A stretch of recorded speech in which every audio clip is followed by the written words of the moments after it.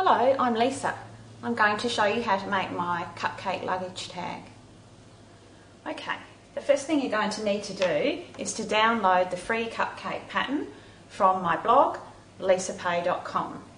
Now, when you print your pattern sheets out, I really recommend that you print them straight out onto a lightweight cardboard, run that through your printer, and then you can cut your template pieces straight out and you can use them immediately. Even a heavier weight paper will do the trick just fine.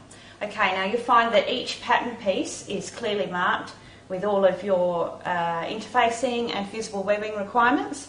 So they are ironed on, they're fusible, and it makes everything a whole lot easier. Now, I use a felt tip laundry marker, something like this with a fine tip, to trace around my pattern pieces straight onto the back of the fabric.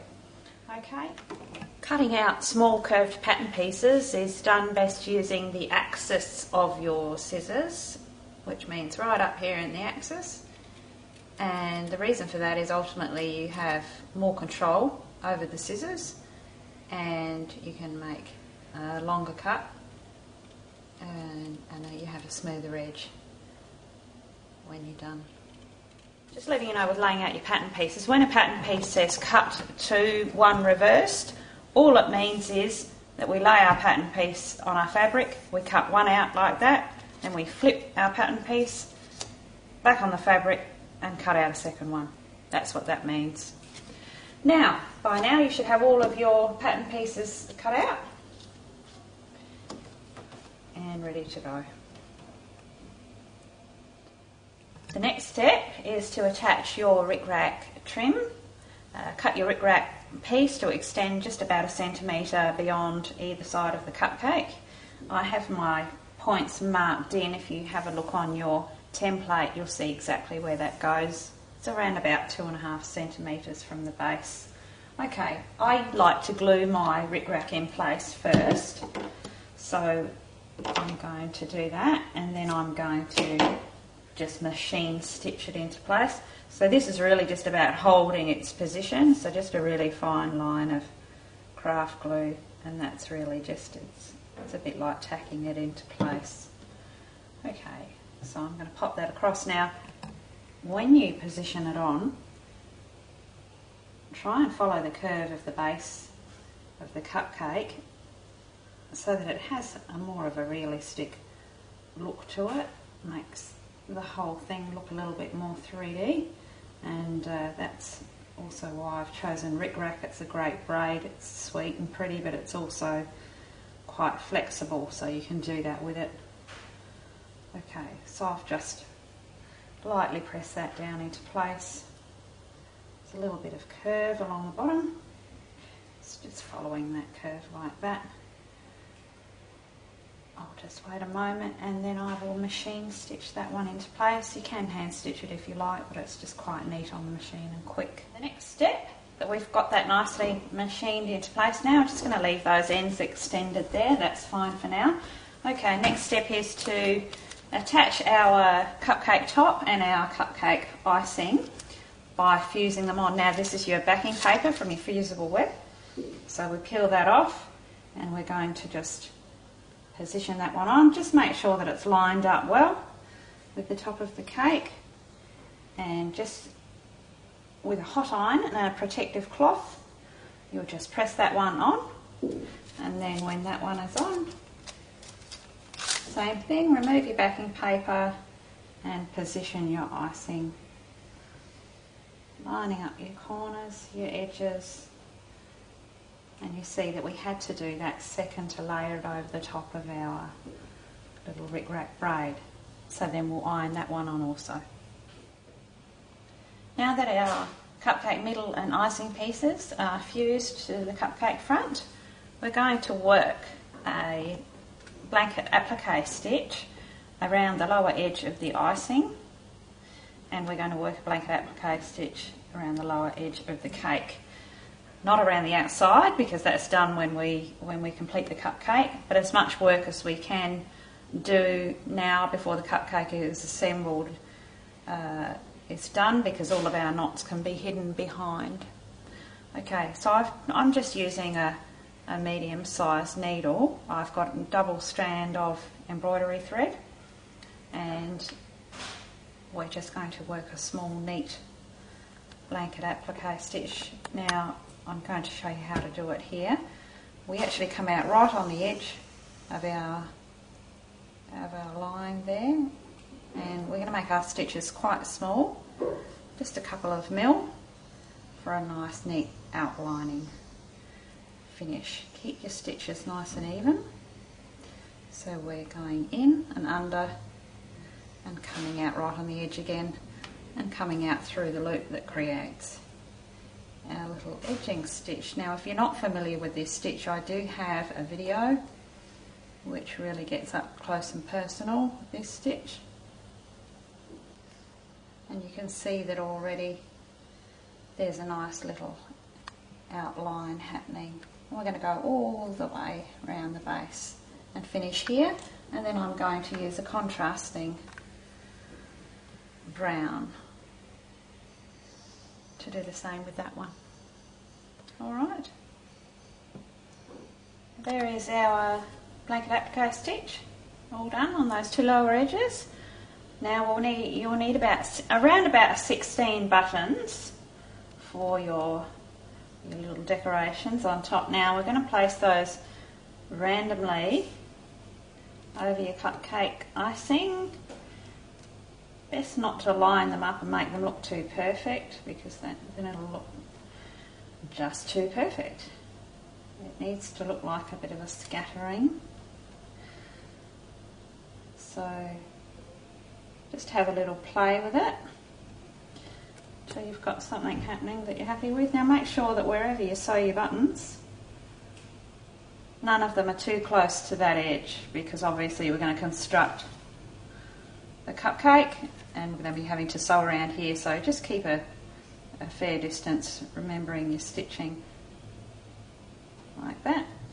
And once you're happy with your design, it's just a matter of sewing your buttons on. And of course our buttons are all sewn on now, and we're ready to assemble the cupcake. So we turn the front over, and the first thing we're going to do is just glue down those little rick-rack edges. So just fold those in.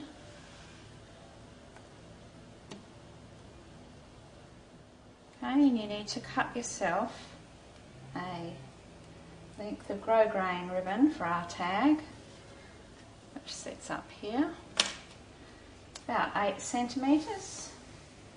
Piece like that. I'm going to get you to fold it over and just secure the bottom so that we've got a nice even loop.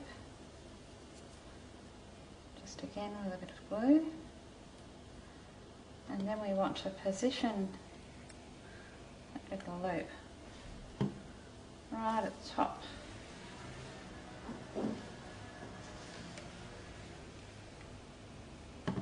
Cupcake on the front, so just pop it on there.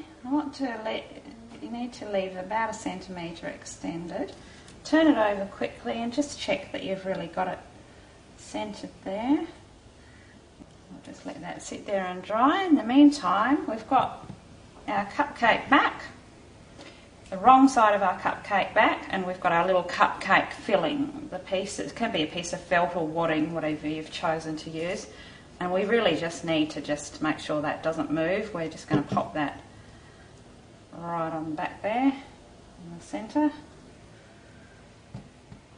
Okay, so that's just going to be encased. It just gives the little luggage tag that nice little bit of fill. Okay, last of all, we're going to run a line. Now not too much, because we're sewing it, so we don't want to be battling through all of that glue, but it's good to get it just lightly sealed before we're sewing it. So just a fine line all around.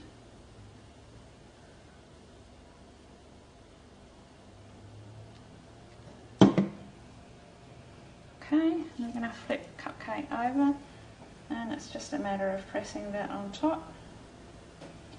lining everything up. And of course that way our little tag is caught in between the two layers. Press it down the edges all the way. You might like to just hold your pieces together and ladder stitch your outside, but I just find it's a whole lot easier to have it already just a little bit secure. It stops it being so fiddly. But do watch the amount of glue that you use, because it does bulk up that area where you're going to be getting your needle through. The final stage here, now that we're all ready to go, edges are all sealed and we've had a little bit of time to dry, we're going to blanket stitch the entire edge of the cupcake. Now I'm going to be using two different colours, so I'm just going to show you a little trick with this. Because we've got a beautifully clear back, we don't have any knots showing or anything like that, it's nice to keep it as clear as we can. So I'm going to show you how to hide and sink a knot in felt. I'm going to come in from the back here, a little way from the edge, and we want to come out right where our purple, because I'm using purple to stitch the top part. I'm going to come out, so you can see there that I've come in a fair way from the edge. What I'm going to do is I'm going to pull that little knot out, and because it's felt and because we've got some wadding underneath, I'm just going to pop my little awl, anything you've got like a skewer stick or something like that, just to enlarge that hole a little bit. Then I'm going to tug on that knot, and you can see that we can virtually make it disappear into the felt there, and just cover that up. And you can see that that's quite invisible, and it's lovely to give a tidy finish like that. And we also finish off in the same way. Okay, so when you get to the end and you finish off, you can hide your knot as you go. Now we're just going to blanket stitch that edge. There's a few layers to get through, so I'm using quite a, you can see my needle's probably a bit extreme, but I am a doll maker, bear maker, so I do have some very large long needles, but there's a few layers to get through, so you need a fairly strong needle. So we're going to do your classic blanket stitch around the edge now, and we're going to keep those stitches probably around about 4 mil deep and 4 mil apart. I always tend to tuck my thread around that my index finger there, and it stops me getting all caught up each time. I hold it with that one. So if you're not familiar with a blanket stitch, I also do a video that shows you up close, step by step, how to master that stitch, so you might want to have a look and take your time and get to know that stitch before you do this part. And we'll go all the way around that top layer. I'll change my thread colour, I'll do the little tan pieces, and then I'll probably do a pink around the base. There we are. I've slipped a split ring through our little grosgrain loop, and it's all done. You could thread a ribbon through that loop instead if you wish, though I find that the split ring gives it a really nice professional finish. So now that you've made this one, you'll find that all of my luggage tags are constructed in the same way, and they're terribly addictive and they're fun, and as you found out, they're really quick to make, and I'll be designing many more of these for you all to make. Now these are just a few of my upcoming patterns, so they'll be coming up soon, available. Just go to my blog, and they're multi-use. I mean, I've called them luggage tags, but realistically they make great bag charms, just great home decor, fantastic gifts. And in saying that, another use for them, of course, is for all of you scrapbookers. They do make up most of the makeup really beautifully in your scrapbooking papers, and they make really nice gift tags. That's the cupcake made up in scrapbooking papers. Pull to and from on the back. Beautiful. So we'll look forward to seeing you with the next one. Bye.